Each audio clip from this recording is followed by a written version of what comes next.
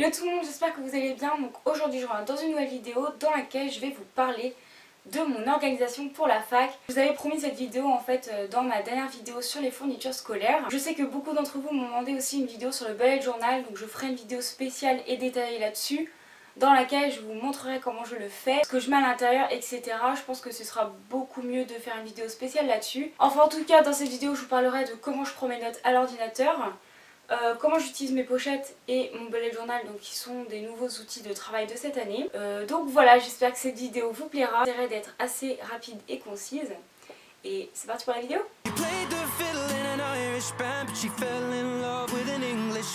Donc je vais tout d'abord commencer avec la prise de notes sur ordinateur. Donc en fait c'est assez simple. Donc déjà j'ai un MacBook Air pour ceux qui se demandent, tout simplement parce que je trouve que c'est l'ordinateur, enfin un des ordinateurs les plus pratiques à transporter pour la fac, puisque voilà, il est assez léger, assez petit, il fait 13 pouces, donc il rentre vraiment bien dans le sac. Sinon je vous conseille tout ce qui est notebook, etc. pour la fac, parce que les vrais ordinateurs PC portables qui font plus de 13 pouces, du genre 15-17 pouces, c'est un peu plus compliqué à transporter, il faut vraiment des pochettes spéciales. Là je le mets dans mon sac, voilà, comme ça marche très très bien. Avec cet ordinateur je prends tout simplement sur OpenOffice, donc que j'ai téléchargé pour prendre mes cours. Il y en a qui prennent sur d'autres sites, mais moi je trouve qu'OpenOffice c'est vraiment le meilleur pour taper les cours. Ce que je fais en fait tout simplement, c'est que je fais un grand titre pour chaque chapitre. Je vais faire des grands 1, des grands 2, etc. Je vais vraiment suivre le plan du cours du prof, donc c'est vraiment pas exceptionnel. Et je mets en gras, je souligne les grands titres. Après ce que je fais aussi, c'est que je souligne en fait en sorte de violet lilas les définitions, les mots importants. Donc ça j'aurais plus besoin de le faire cette année puisque j'ai acheté des stabilos pastel. Donc voilà, je remplacerai par ça, ça évitera de gâcher de l'encre avec mon imprimante. Et je souligne en gras aussi les mots importants. Je glisse aussi des images à l'intérieur, donc que j'ai pris soit en photo à la fac, donc grâce à l'application CamScanner, donc qui est vraiment une bonne application, je vous la conseille pour prendre en photo les diapos qui sont projetés en CM, si vous n'avez pas le temps de les reprendre ou si le prof ne les met pas sur le site internet qui est dédié pour ça. Ou je prends en photo aussi des dessins que j'ai faits que je remets dans ce cours. Je vais essayer de chercher, comment dire, une méthode en fait, un peu comme la méthode de Cornell que je vous avais présentée précédemment pour la prise de notes à l'écrit. Je vais essayer de chercher une méthode pour ordinateur, donc pour apprendre et mettre en page de façon assez ludique. Et sinon, ce que je fais qui est assez intéressant je trouve, c'est qu'en fait sur mon bureau j'ai créé un dossier donc, qui s'appelle L1 SVTE cours, enfin L2 pour cette année. Vous pouvez voir que j'ai fait en fait dans ce dossier plusieurs sous-dossiers on va dire, dans lequel j'ai marqué donc UE1, UE2, UE3, UE4, donc les unités d'enseignement, que j'ai mis avec des petites étiquettes de couleurs pour chacune. Et encore dans ces sous-dossiers, il y a d'autres dossiers, donc avec un dossier par matière. Et dedans, ce que je fais, c'est que je mets les cours, les diapos que j'ai téléchargés sur le site exprès où les profs mettent leurs cours, des photos, etc. Enfin vraiment, je mets vraiment tout dans chaque dossier. Mais ça me permet que tout soit bien clair dans mon ordinateur, qu'il n'y ait pas de bazar, que tout soit sous forme de dossier. C'est vraiment la seule organisation que j'ai sur ordinateur. Il n'y a rien de plus, mais voilà, j'ai essayé de faire quelque chose d'assez ludique quand même. Et d'organiser. Donc maintenant je vais parler de la deuxième chose très importante, donc qui vous sera utile si vous tapez l'ordinateur. C'est tout simplement, comme j'avais présenté, des pochettes dans lesquelles vous allez mettre vos cours, vos TD, vos CM, etc. Donc voilà, moi j'ai pris par exemple celle de génétique, parce qu'il y en a une par matière. Et donc ce que je fais à l'intérieur, comme je vous avais pas trop expliqué dans la vidéo précédente, c'est que je mets un petit post-it ici. Et en fait sur ce post-it je vais mettre les choses qui sont à faire pour cette matière en fait tout simplement. Comme imprimer des cours, réécrire des cours, les mettre au propre, les apprendre, les mettre sous fiche. Donc voilà, c'est vraiment quelque chose d'assez simple.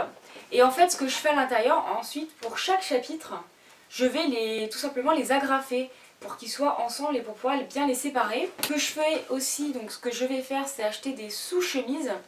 Et je vais glisser les CM dans les sous-chemises, dans une sous-chemise, les TD dans une autre et les TP dans encore une autre pour bien les séparer chacun des autres. Les pochettes sont vraiment très importantes, donc je vous les avais montrées dans mon autre vidéo, mais voilà, j'en ai pris 10. Aussi, ce qui est très important pour moi, c'est que chaque soir, dès que je rentre, je remets mon cours au propre et je l'imprime. Je trouve que sinon après on ne s'en sort plus.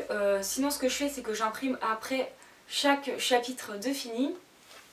Mais sinon voilà, je me laisse pas attarder par le temps, je fais vraiment tout au bon moment puisqu'à la fac on n'a pas énormément d'heures de cours non plus, enfin moi dans ma fac, donc j'ai largement le temps de faire ça. Et ce que je ferai à la fin du semestre, c'est que je viderai ces pochettes et je mettrai tout dans un gros classeur à levier et je réutiliserai ces pochettes pour le deuxième semestre puisque ce sera pas, quasiment pas les mêmes matières en fait, donc tout va changer. Donc voilà comment ça va se passer avec les pochettes pour ceux qui n'avaient pas trop compris dans ma vidéo précédente. Donc j'espère que là ça a été assez clair, mais n'hésitez pas sinon dans les commentaires à me poser vos questions, j'y répondrai. Enfin la dernière partie de ma vidéo donc, qui concerne mon bullet journal spécial étudiant. Donc pourquoi j'ai remplacé ça à la place de mon agenda, parce que je ne l'ai pas dit la dernière fois. Mais c'est tout simplement parce que je trouve que l'on est plus libre de choisir ce que l'on a besoin dans notre agenda. Donc, ce que j'ai fait c'est que tout premièrement, donc j'ai fait une première page, ensuite voilà j'ai mis l'index des pages pour s'y retrouver. Très important, j'ai mis un calendrier à l'année. Ce que j'ai fait ensuite, c'est que j'ai commencé une première partie de ce bullet journal donc avec le semestre 1, dans lequel j'ai mis les clés que j'allais utiliser, les 4 mois de cours en fait. Ensuite j'ai mis les contacts pour avoir les adresses mail ou les numéros des profs pour pouvoir les contacter en cas de soucis en fait avec des cours. Ensuite en dessous j'ai mis des notes que je vais avoir tout simplement en CC durant l'année.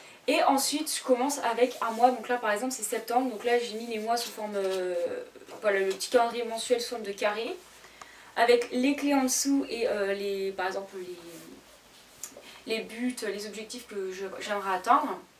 Et donc ensuite ce que j'ai fait tout simplement c'est que j'ai fait voilà, un calendrier par semaine, donc un semainier. Je l'ai fait sous forme d'emploi du temps en fait tout simplement avec les horaires de la fac pour pouvoir mettre mes cours.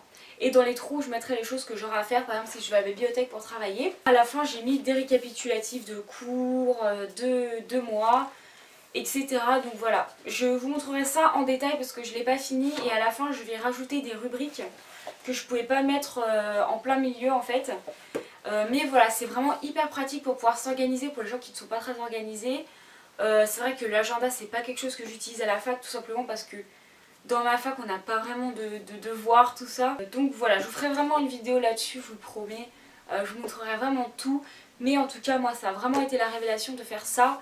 Et je pense que ça peut être une bonne idée pour beaucoup d'entre vous qui veulent s'organiser. Donc voilà tout le monde, cette vidéo, j'espère qu'elle vous aura plu. N'hésitez pas à mettre un petit like, à vous abonner si ça vous a plu, à commenter comment vous vous organisez pour la fac ou comment vous comptez vous organiser pour la rentrée. Je vous fais plein de gros bisous, à la prochaine, bye.